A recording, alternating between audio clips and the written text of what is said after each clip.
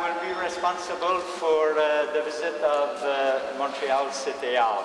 But first we will start by giving you some historical information about the city of Montreal. The first European that came to Montreal was Jacques Cartier. He came to Montreal in October 1535, and he is the only one that saw an Amerindian village on the island of Montreal. They invited him to go on top of the mountain, and it is Jacques Cartier that gave the name Montreuil to our mountain. But during the time of Jacques Cartier, Montreuil and Montreal meant the same thing. So with time, we will keep the name Montreuil for the mountain and Montreal for the island and the city that we are in. About 100 years later in Paris, a group of persons found a society, Notre-Dame de Montréal. They wanted to convert Amerindian to the Catholic religion.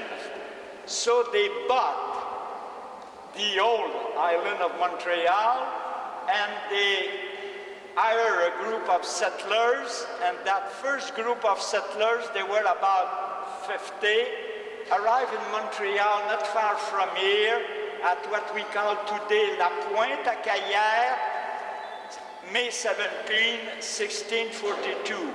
Their leader, Paul de Chamédé de Maisonneuve, is called our founder. 200 years later, the province of Quebec was called Lower Canada.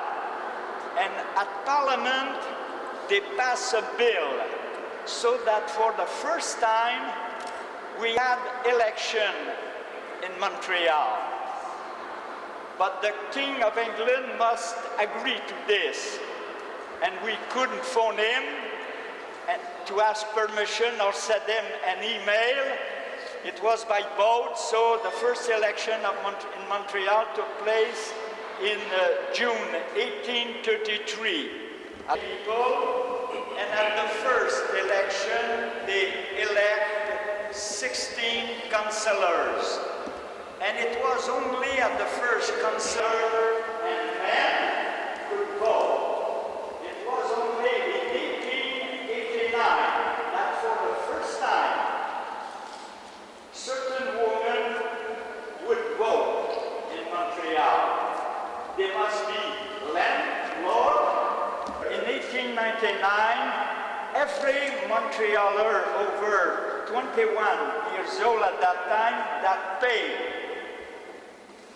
a municipal tax bill all over and stayed in Montreal for at least 1 year. In the year 2000, the government of the province of Quebec